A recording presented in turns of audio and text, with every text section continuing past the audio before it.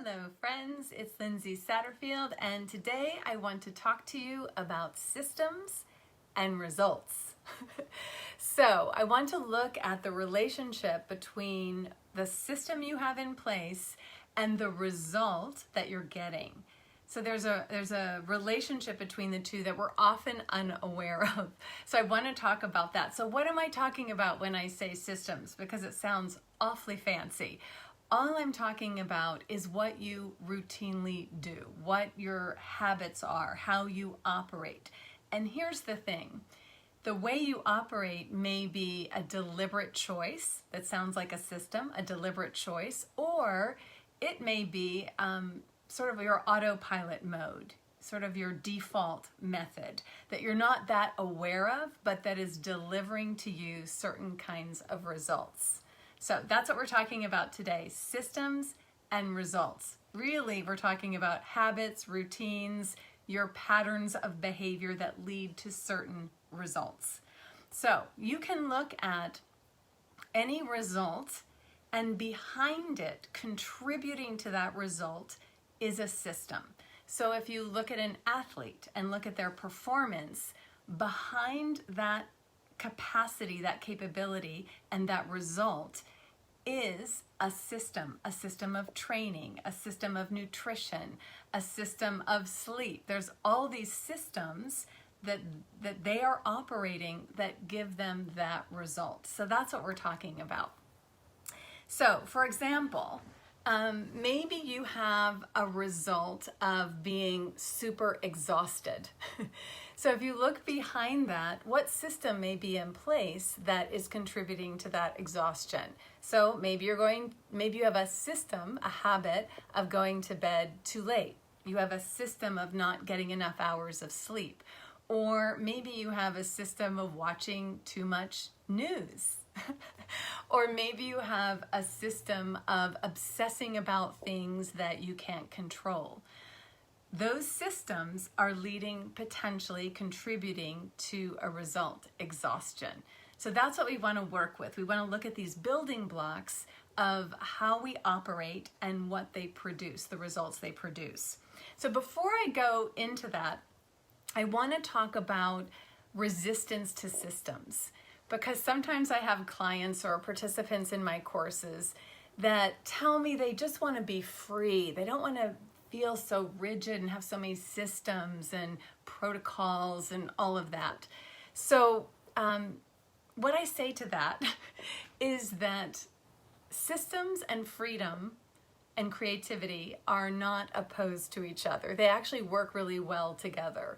Because the truth is, let me go back and say, if you look at nature, you'll see that nature is highly patterned, right? And that highly patterned nature gives rise to the capacity to be creative. And I think the same is true for us, that if we have a foundation of systems that help us achieve the results that we want in our life, that keeps us from being vulnerable to external systems, right? Like that email inbox that is constantly there grabbing you, other things that are grabbing your attention. So really, systems are a way for us to retain our own natural power and then have the freedom to choose what to do. So I wanted to address that because often people have a little rash around systems. They're really just how we do stuff. Okay, so I want to give you two different ways you can start working with the relationship between your systems and your results. The first is to just create sort of a chronological list, or get a sheet of paper and create two columns, and in the left column, create a list of your systems, your routines throughout the day. So start when you wake up and go to the time you go to sleep, and just jot down all the things that you typically do. Now you might need to think about it a little bit, or even do it as you go through a day. So do you, for example, when you wake up, grab for your phone? Is that the first thing you do, is look at your email?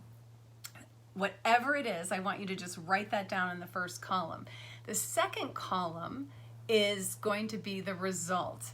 So this system contributes to this result. So the second column is the result.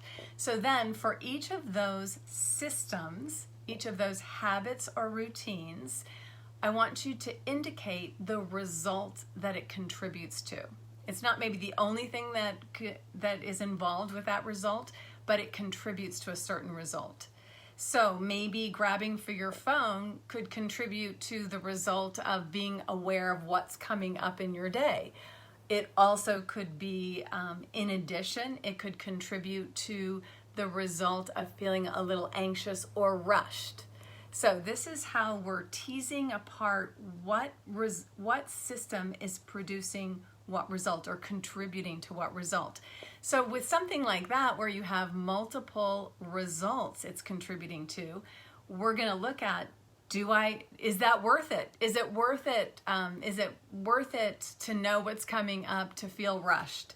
So this is how we're going to become more deliberate about systems, about our systems.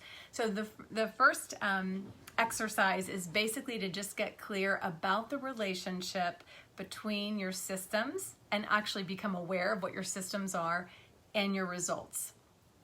So you can do it chronologically. You can do any other, how you keep your to-do list, whatever routines that you do, write that on the left side. On the right side, indicate what result it contributes to. Okay? So that's the first exercise, to understand the systems that are at play that you've installed in your day, in your routines. Okay, so the second exercise is to identify. You're going to take a sheet of paper this way and create 4 columns. In the first column, you're going to indicate a result that you're not super excited about, like something that's going on that you don't love. So maybe it's exhaustion, maybe it's feeling stressed, maybe it's feeling anxious, maybe it's not having enough time to get to the strategic things that you need to be working on. Whatever the result is that you aren't super thrilled with, that you'd like to change in some way. So that's in the first column. In the second column, indicate all the systems that you have in place that are contributing to that result, holding that result in place. So what are the habits, routines, regular actions that are keeping that result in place? Okay, so we have the result that I'd like to adjust some way, that I'd like to change, the systems that are currently keeping that in place. So this result is being kept in place by these systems. Then the third column is, what result would you like instead? Like, how would you like to adjust the result? What would you like instead? More time to be strategic, whatever it is. And then in the final column, fourth column, you're going to put, what adjustments to your systems would you make in order to get that result? So the first column is the results you'd like to adjust. The second column is what systems are kind of holding or contributing to that result, holding that result in place. The third column is, what result would you like to have? How would you like to shift this result? And then the fourth column is, what system, how might you change your system in order to achieve the result that you want? So that's what I'm here to talk to you today about, is systems and results, and becoming more aware of tracing back from your results to the systems that are holding those things in place, and being able to make adjustments when you see results that you're not digging, that you can find ways to dig down and see what systems are keeping that in place and how might you adjust them. So, systems and results. Check out your results, check out your systems, see if there's anything that you want to change. And of course, if you are interested in a system or having maybe a result of having greater, feeling more on top of your work and efforts, you might want to check out the Workflow Mastery course. I offer that in businesses and organizations, and it's also available online in a self-paced format. And let's see what else on systems. There's the Email Mastery Guide. It's a free download that will help you have a better system for managing email that will give you the result of not being run by your email anymore, being free from the tyranny of email. So that's it for today. Check out those systems, make adjustments for better results. And if you have any questions about this or want to share some of your examples, please do that in the comments below, and I will see you next week.